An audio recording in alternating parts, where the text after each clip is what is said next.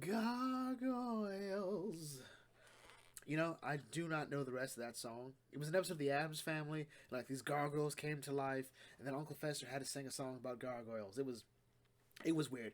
But anyway, welcome back to the Bucket Think Tank. Another round. But anyway, let's get into it with Doctor Strange issue 1 by Jed MacKay. So the last time we read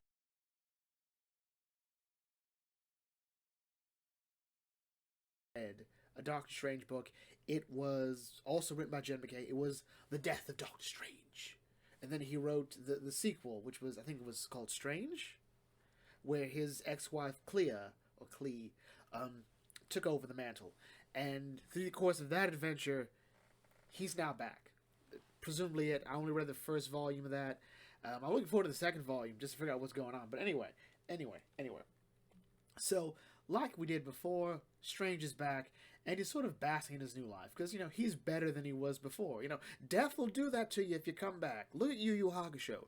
Yusuke died, came back, better for it. Alright? Death will fix a lot of your problems if you can come back from it. Alright? Except Jon Snow. But anyway. So Strange is here, his new life, back with his wife. Oh, good God. They drew her fine. But anyway, so he's going through his regular day, as a doctor, and we got problems like, hey, Monday, Spider-Man's got a problem. Apparently everyone's mad at Peter again. So, I don't know. Like, I have a love-hate relationship with Spider-Man. Like, I appreciate that he's here. I don't hate him, but I don't think I've ever really enjoyed most of his stories. Yeah, it's weird. But anyway. So he talks about, hey, there's this, I kind of lost my soul in a game with a goblin, so I need you to help me out there. So Strange goes and helps him there. Tuesday, Luke Cage, who has been mayor of New York City, congrats, says like, hey, so you know how I'm the mayor?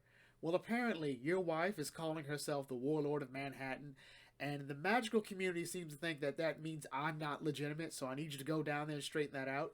That did happen. Clea all of a sudden, just like, you know what? I'm in charge. I'm the warlord, and yeah, we gotta clean that up. That was Tuesday. Wednesday, Strange goes to Black Cat, like, hey, look, I heard you helped out with something. I'd like to thank you for that, but I'll be taking over here. She's like, that's fine, but I really sort of bonded with the dragon. Can I feed him one last time? You're like, yeah, let's go feed the dragon. I'm like, yeah, that'll do it. This is what I love about Strange. He's such a mensch. All right, he's a good egg. He's a good egg. Then we go to Thursday, where, Strange has to clear some stuff up with Doctor Doom. Because, when Clea had taken the mantle of Doctor Strange, Victor came in like, okay, so I'm the new Sorcerer Supreme. I need you to give me that cloak. And she's like, nah, that led to a fight. And she's like, so here's what happens here, all right? Victor, you and I are sometimes kind of, sort of, but not really friends. We respect each other to a degree, all right? So I'm going to need you not to talk to my wife like that again. Otherwise, there's going to be some problems, all right? And that's how that one lasts. And Friday, well, there's a conversation about some other stuff going on, namely how he's working as Sorcerer Supreme with him and Clea, and also the fact that, hey, apparently Matt Murdock is trying to exorcise a garbage demon, and it's not working out, and Strange points out, look, I'm neither an exorcist nor am I a Catholic. I have no idea how that works. So I'll tell you what, I'm going to send my wife down there, and she's going to take care of it, all right? Because I got to deal with, like, this peace talk against the Upper East Side goblins and the Lower East Side goblins. And we don't want that escalating. What is it with New York? Like, really? It kind of makes sense if you were to have if you were to do your magical universe. Station in New York makes the most sense. American Dragon Jake Long did this, and that sort of worked. Because, there's so much in New York that you can just incorporate those magical beings pretty well.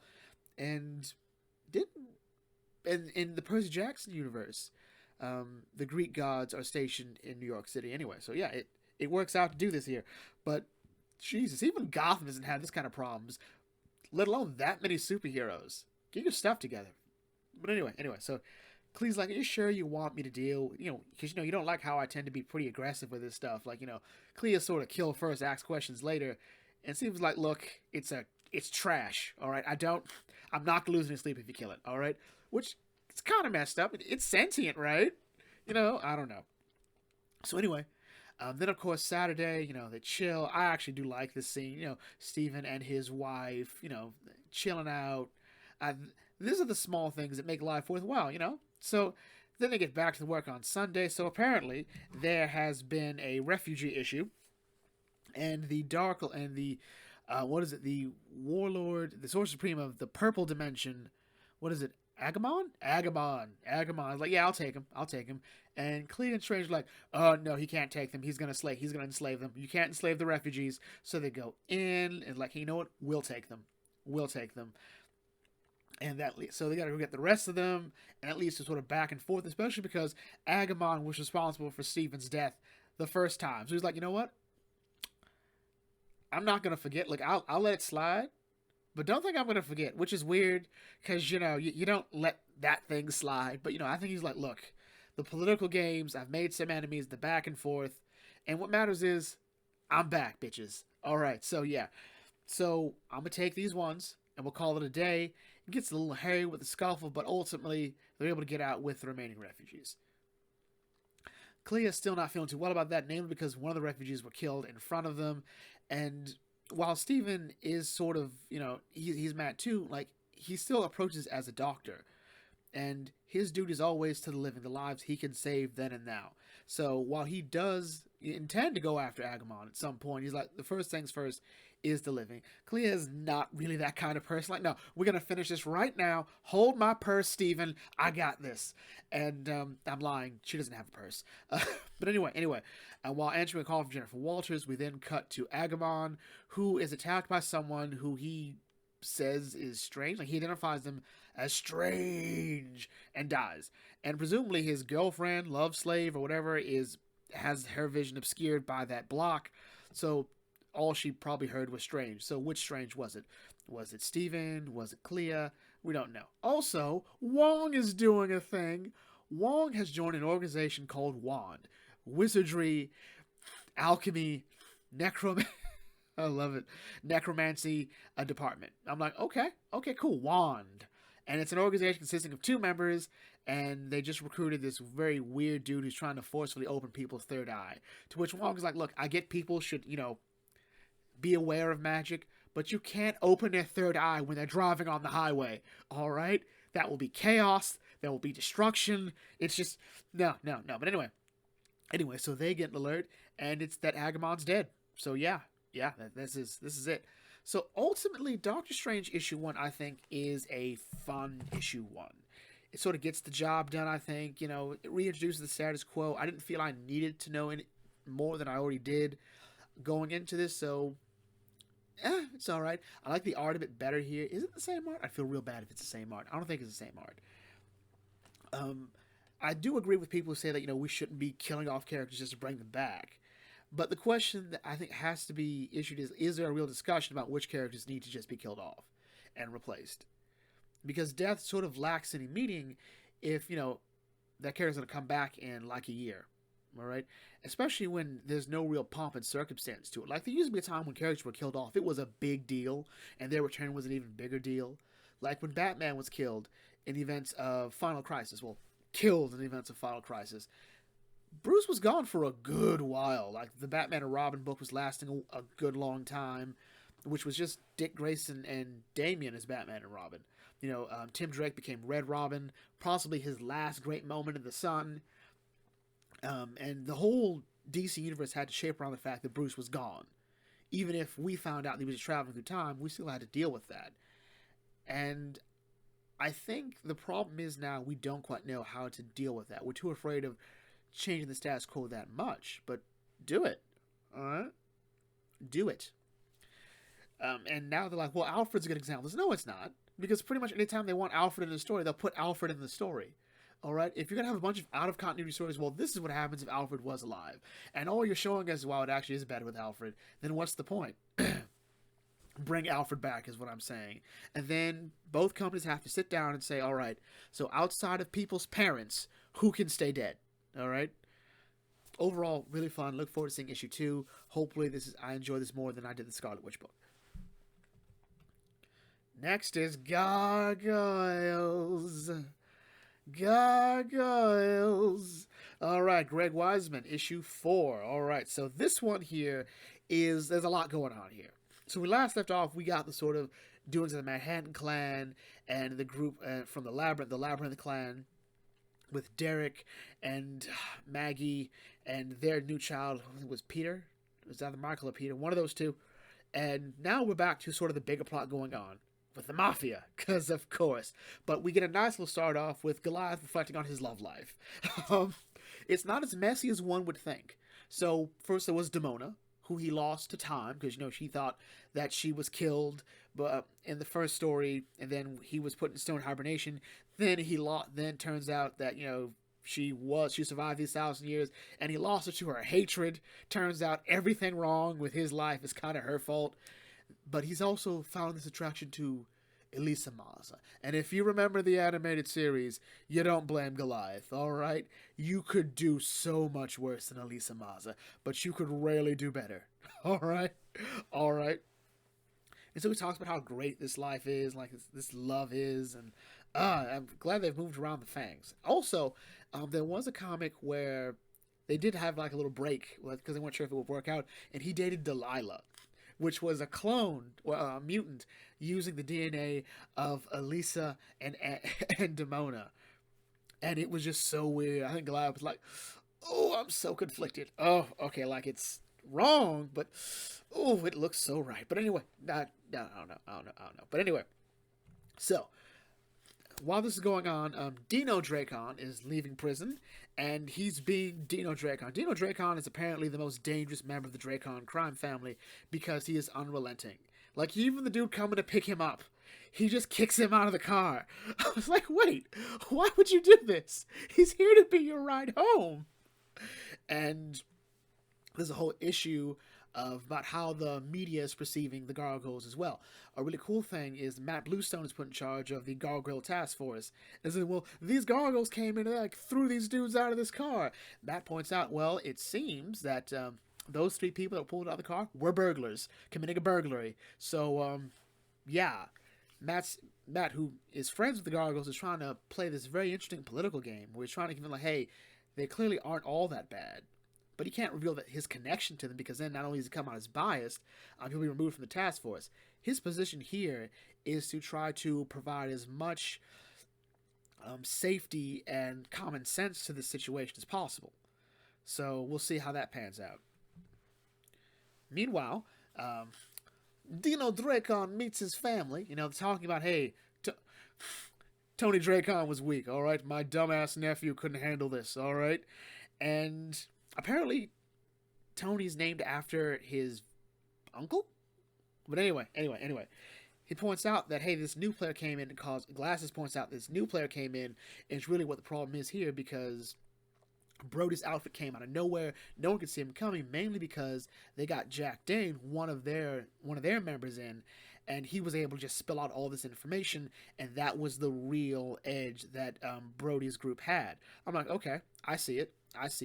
And he also points out, hey, the Gargoyles are working for the police. I don't care what they're saying. Trust me, I know. And honestly, organized crime should know this better than anyone. Like, look, the Gargoyles are on the good side. That would be like the best testament ever. I love it. We should kind of do it.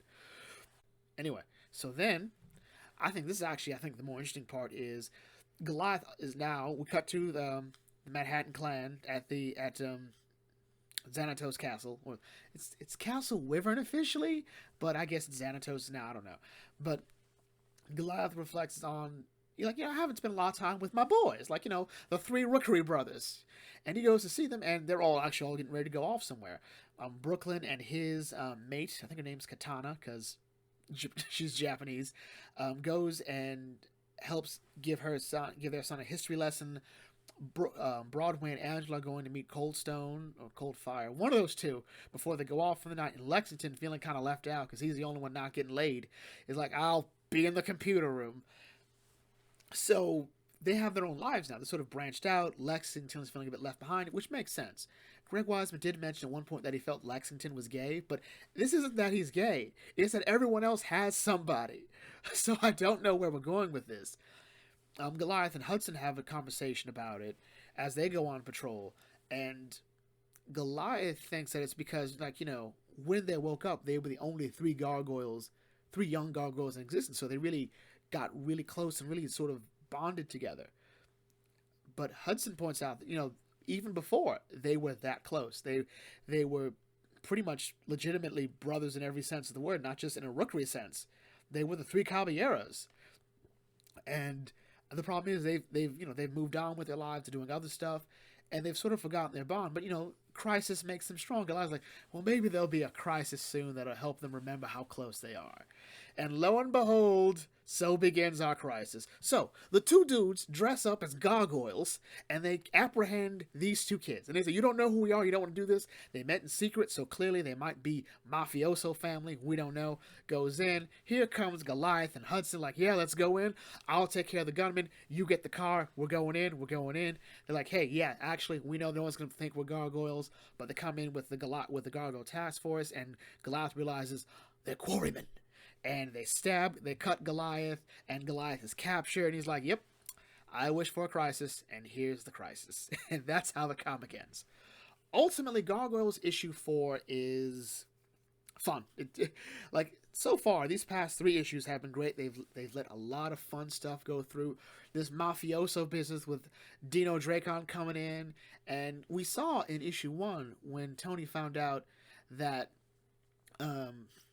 Dino was getting out, he was generally worried, and we see the crime families are also worried about Dino Dracon. So, who knows? It reminds me of the scene of Into the Badlands, when all the other barons were like, look, we gotta do something about Quinn. All right, if Quinn comes back, we are doomed, because Quinn is crazy, and Dino seems like Quinn. So, who knows where else to go. Goliath being kidnapped, presumably by the police under that charge, will be something from the Goliath Chronicles, but Greg Weisman and the entirety of Goliath fandom consider the Goliath Chronicles non-canon, which, okay, there's 3 episodes I like out of that story, so can we keep some of those? I don't know. But it'll be interesting to see what happens here. Goliath being arrested, presume that's what's happened. What will be the political story for this? What's going on here? At the same time, Brooklyn is the second in command. So if something happens to Goliath, it will fall to Brooklyn as to what happens. So will they break Goliath out, or will they hope for a trial or something to prove his innocence? I don't know yet. Overall, still really good. Next we have Superman, part of Dawn of DC, issue 2 by Joshua Williamson. So this is the introduction of Marilyn Moonlight. So when we last left off, Lex Luthor was harassing Superman, because of course he does. He's like, hey, dude, you're gonna want my help here. And Parasite gets loose, and Parasite has apparently been upgraded. So Parasite's whole gimmick was that he can absorb energy, and he's a big threat to Superman because he absorbs energy. Superman is nothing but one big solar battery for him. So, and the more radiation, the more energy he absorbs, the stronger he gets. Now, apparently, the more he absorbs, the more he splits off into smaller pieces, and the smaller pieces will absorb more energy. So, yeah, that is interesting. So anyway, they go through, he's trying to fight them off, and by the time Superman gets some distance, he realizes, oh no, Parasite has pretty much invaded Metropolis. They've used multi-shadow clone jutsu, they're everywhere. Oh my god. So, anyway, so we see this coalition of mad scientists like, hey, look, who released Parasite? We shouldn't be doing this. And look, we are a coalition of mad scientists, we cannot call ourselves that. And apparently this group has been waiting for Lex to be arrested because, well, Lex kind of cornered the mad scientist market back in the day. He's always been the sort of mad scientist. And so it's look, we can't compete with Lex. He's got the money. He's got the tech. We just can't. So once he's off, we'll do something. So yeah, these guys have been waiting, and apparently they're... The leaders of this are... Dr. Big and Dr. Farm? Dr. Graft and Dr. Farm. There it is. And so they're leading this whole thing. They're behind the Parasite thing. They've apparently had it out for Lex. So we'll see what's going on here.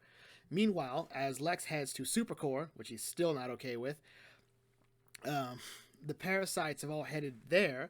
But fortunately, Mercy still has the upgrades she got from Lazarus Planet. So we're lending some credence to that story. And she's able to fight them off for a bit, but the real issue is, hey, we should probably work with Lex. Lex is still trying to get a hold of, look, Superman, let me help. I know we're in a blackout, but I've messed with some stuff here so I can still talk to you. Let me help. Get me out of here, and we can do this. Superman, who still cannot trust Lex for obvious reasons, says, like, no, we're not doing this. All I have to do is find the main parasite, take care of that, and we're good. Copacetic. Everything's done. But first, I need to talk to my family. John, Kara, you good? And so he talks to them. They give the rundown. Yeah, okay, so we use our ice breath to create a wall around Metropolis so the parasites won't get out. But there's a problem. While we're doing all the evacuations, the only one place we couldn't get was the Daily Planet, which means Lois is in trouble, so they get down there.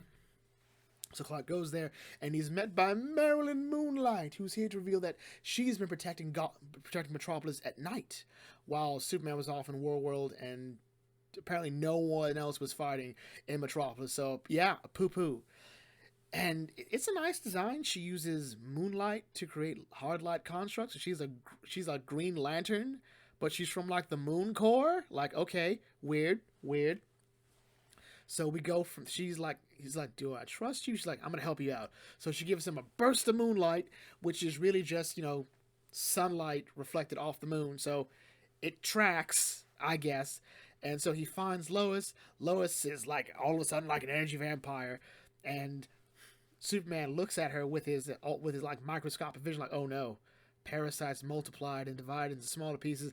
That is in the air. And now Superman's infected by Parasite. And that's how the comic ends.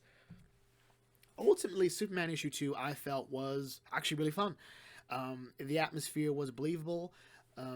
This experimentation on Parasite, I think, is a really cool idea. The fact that, Superman's powers often change, but a lot of his villains don't. They don't get new upgrades. They don't get new directions to go in a lot. Because they tend to be designed to fight people like Superman, so they're really sort of just more like hard counters to him. So it's a good idea that we've seen upgrades done to Metallo. We've seen them done to Parasite now. Lex has gone through a couple changes. And Mongol, of course, we just saw in World. So it's interesting just to see more and more takes on upgrading these villains to match Superman. But ultimately, what the real threat here, which would be this Council of Mad Scientists, which, again, they need to not call themselves that. It just gives it away. It'll be nice to see what's going on from there. And finally, we have One Bad Day, Ra's al Ghul, or Ra's al Ghul, or Ducard, depending on your story. Ducard, depending on your story. This story's pretty straightforward. It is Ra's al Ghul making plans, he's ready. So a big thing about Ra's al Ghul is that he lives his life seeing that, mankind is wasting resources, destroying the environment, and says, like, you know what, the best way to do this, we have to wipe out the bulk of humanity and just start fresh. This is pretty much almost like the Vandal Savage thing from Justice League Doom, but Savage's entire plan was like, you know what, if we just knock humanity back to say where there's nothing better than the steam engine, and we take out the Justice League, we can just kind of rule the planet. There's nothing they can do about it. Ra's al Ghul is sort of motivated by a higher calling. He wants to preserve the planet. He wants to save life. You'd really think that he would work with Poison Ivy at some point, but who knows? But anyway, so Ra's, I think this story does a good amount of work to humanize Ra's. Like, he talks about this wolf that has been his pet and loyal companion for years. As a matter of fact, when he was a boy, this breed, this species of wolf, saved him when he was a kid. And so he found the last of its kind, and it's been his constant companion for years, but now she's developed a cancer, and so he volunteers to put her down, like, you know what, I'll do it. And it's a nice, tender moment that I think really helps sort of make Ross seem not as nebulous as one would think. There's a person underneath all that, or at least to some a lot of people there was a person down there who's not sort of hyper-focused on a cause and what this is all really about. And so his plan is, there are a bunch of really evil companies, some that spread misinformation, some that poison the environment, some that still use fossil fuels and whatnot. And wouldn't it be great if we just killed those people and have people who we've sort of cultivated and whatnot to sort of take over? So that's what Ra's does. This is his big plan. He goes and kills them and makes it all look like accidents. The problem is, though, Batman's not buying these are accidents, and he investigates. What's interesting is even Damian seems kind of indifferent to the fact that, bad people are dying. So what? Batman's mind is that, well, whether they're bad or not, they don't deserve to be murdered, and it's still a crime to kill people. So yeah. So he meets he meets the heir to the first company, the fossil fuels company, and she's anti-fossil fuel. She would like to just see the company go away or divert to a cleaner energy. And he mentions like, hey, have you ever met a man named Ra's al Ghul? And she goes, actually, no, but I met a Talia. I'm like, oh hell, Talia's in on this too. So yeah, he's figured it out. Yep. So he goes in, investigates. Yep, all these people were killed by Ra's al Ghul. All right. So Ra's goes in and he points out, hey, these were not people that had any connection to Ra's. They didn't know anything was going on. In other words, Talia, more than likely, the plan was Ra's sends Talia and then whoever to go in and meet with these people like, hey, are you the better choice for this? Are you the person who can take this company the direction it needs to go in? So yeah, so that is a sort of issue planned by Ra's here. And Batman's like, okay, so it doesn't explain why you're holding my son hostage. In reality, Ra's is doing this because he knows Batman will not stop. One thing that Ra's has always respected about Batman is his drive, is his never-ending pursuit of justice, because it's something he has in common. And by holding Damien hostage, he's trying to like, look, you know I won't stop. I know you won't stop. So what do you think I'm going to do? This is after Batman tries to appeal to Ra's, like, that's your grandson. Or are you really going to kill him? And Ra's is pretty certain that he is. But he talks about, hey, look, you're driven, and let me tell you what I've experienced. Like, places I've once walked in, like oceans I once saw the bottom of, teeming with life, are now barren and basically graveyards. Birds that once flew in the skies will never fly again. Species are now extinct, all because of people like the leaders of these companies. And I will do anything to preserve this planet and to preserve life, even killing Batman. And this was always bound to happen. They are two very extreme individuals, and the question is one of them willing to do the final thing? Because as long as one of them is alive, the other one will always be there to oppose everything they stand for. And Ra's is willing to make that choice, so he kills him. With Batman's dying words, he makes Damien like, promise me you won't kill. All right, you won't kill. You won't go off to avenge me. You'll uphold the mantle of Batman. And Damien promises. This is a really tender moment. But I really think that Damien would totally kill Ra's al Ghul after this. Like, he would go down that path. I think that promise is important because he knows Damien is capable. He knows Damien's also pretty emotional when it comes to those people. The fact that Damien hasn't killed Bane, well, primarily because I think Joker killed Bane, but whatever. That's sort of it. Something killed Bane, but whatever. Goes through. So Ra's is now in a better state. Now he's able to continue with the rest of the murders he needs to happen. People who spread misinformation about vaccines and whatnot and all this. This is pretty much on the nose about where Tom Taylor is politically. I think Ra's al Ghul is a great vehicle for people to sort of initiate those darker sort of aspects of themselves. But overall, the idea is these decisions will point the Earth in a better position, in a better place to preserve not only what lives, not only what remains, but to possibly create something more. So then Bruce is brought back to life courtesy of a Lazarus pit, and it's like 4 months later, and the idea is that it's all too late now. If Batman goes forward with all this, it may undo a lot of stuff that's been going on. And the question is, how does Batman feel about that? And Batman's like, pick up your sword, we're going down. And it's because in Batman's mind, it doesn't matter. All right, you still kill these people, you need to be brought to justice. Ra's does not want to be brought to justice. He actually uses that phrase, like, he will bring me to justice and it will undo all my work. Here's the thing, though. You can be of two minds here. Oh my God. You can feel like Ra's and that, hey, whatever sacrifice is necessary to preserve the planet must be made, but that doesn't mean that Ra's shouldn't be held accountable for what he did. But saying, what was it? Murder on the Orient Express. When all those people try to kill that guy who killed that young girl, they are not willing to face the consequences of their actions. They're like, no, we did a good thing. We shouldn't be punished for it. We're like, well, no, you still did wrong. All right, yeah, the dude's scummy. He deserved to die, but maybe he didn't. But the moment you took justice in your own hands, you should still be held accountable for it. As Stannis Baratheon said, a good act doesn't wash away the bad, nor a bad outweigh the good. So, yeah, Ra's should be willing to face some consequences for those actions. So the fight goes on. Roz realizes that he will not stop, so he pretty much kills himself. And to me, this makes no sense because everyone knows Roz will be brought back to life, which he is, and he's off somewhere hiding. Like, yeah, I got a new puppy and everything, and we're good. So yeah, I don't know how this is a solution. Batman's still gonna try to find you. Ultimately, this was still a good, straightforward story. Um, Roz has always been, I think, a character that is very hard to get right.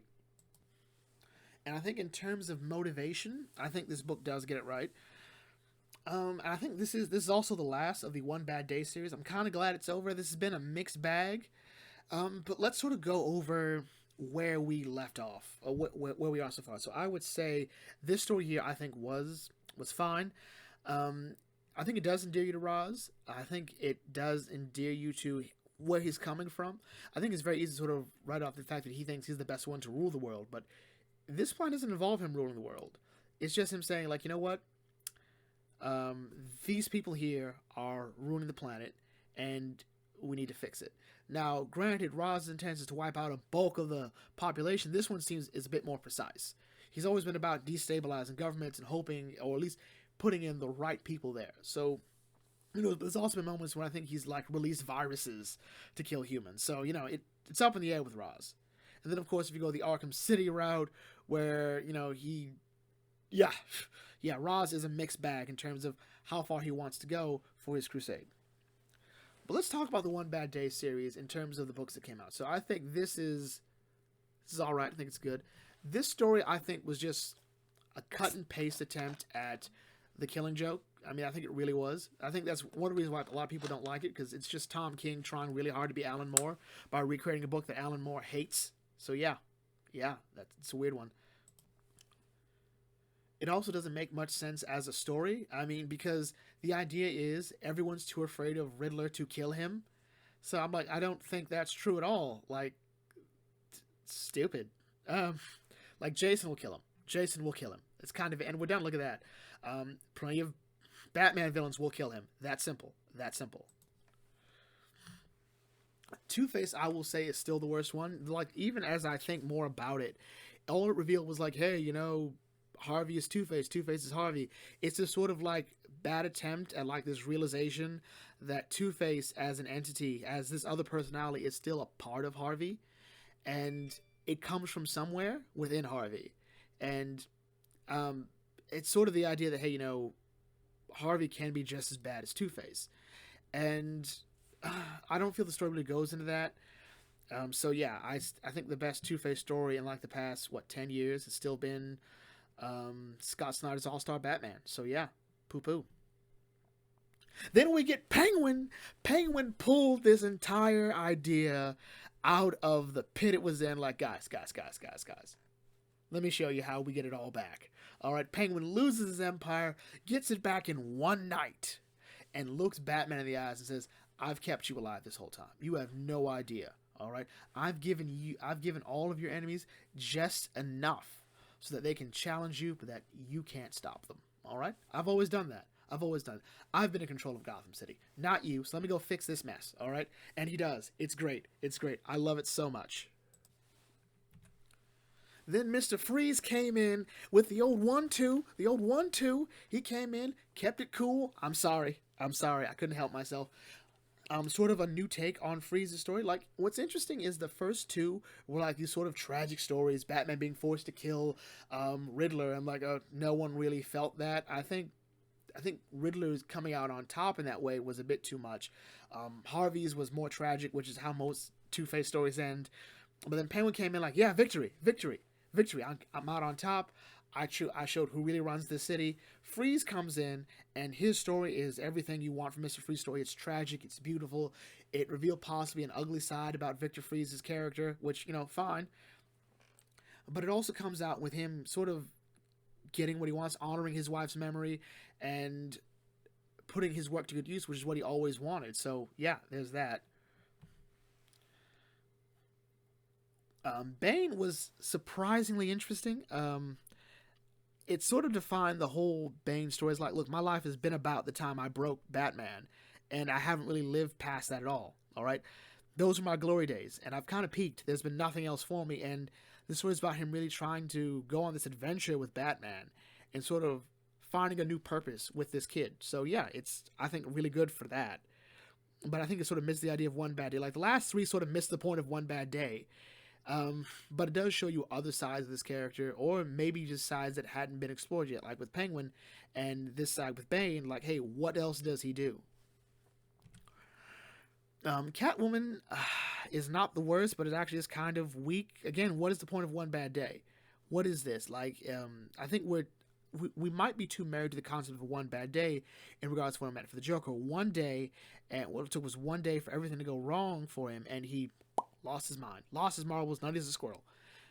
But for all these other characters, the one bad day seems to be something that is very nebulous in terms of what it is. Like for Catwoman, the one bad day is when she watched her mom sell this jewelry that she spent her whole life thinking was super expensive, that she got swindled for. It turns out it wasn't. So what was the point? What was the point? Clayface went crazy, and I love it. All right, it had a very sad ending. I think this also helped because Clayface had DC Rebirth was very nice to Clayface. I don't think there was any Batman villain who came out more on top than Clayface.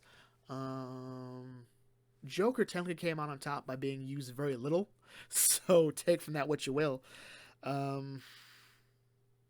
Yeah, it was Clayface. It was Clayface. Exploration of sort of his psychosis, his attempt to even try to be better doesn't work, and his sort of distaste with Hollywood and modern cinema, I think, is fun. But even more than that, it goes back to sort of his ego and how he feels and how broken he is. So yeah, it was an interesting story in itself for that. And then we come to Roz. Roz, I think, sells the idea that the bad guys have to win. The Penguin one did it too. But it has to be like this sort of total victory. Because that's sort of the point. Like Riddler, like, yeah, you have to kill me. Riddler's, the best part about Riddler is that Riddler thought he would be untouchable. But lo and behold, Batman kills him. I think the problem with that is I think someone else would have killed him, and that would have hurt him more. The fact that he was so busy focused on the fact, yeah, Batman won't kill me. People in power won't kill me. Yeah, but see that dude right there that lost his job because of you, he's going to kill you. So yeah, there's that. There's that. Overall, though, I don't think this was great, but I think what needs to happen now is we get rid of the Batman title and just do this for pretty much every other villain. Sinestro, Lex Luthor, Mongol, Brother Blood, who am I missing? Orm, Cheetah, Ares. I feel like I'm missing someone else still. Zod. Just go that route. I don't know. So overall, that's kind of it. So anyway, if you are new to the Bucket Think Tank, feel free to like, comment, share, subscribe. Check out some other videos, and I'll catch you all later. This is the Bucket Think Tank signing off. Thanks for watching. As always, may your fandom serve you well.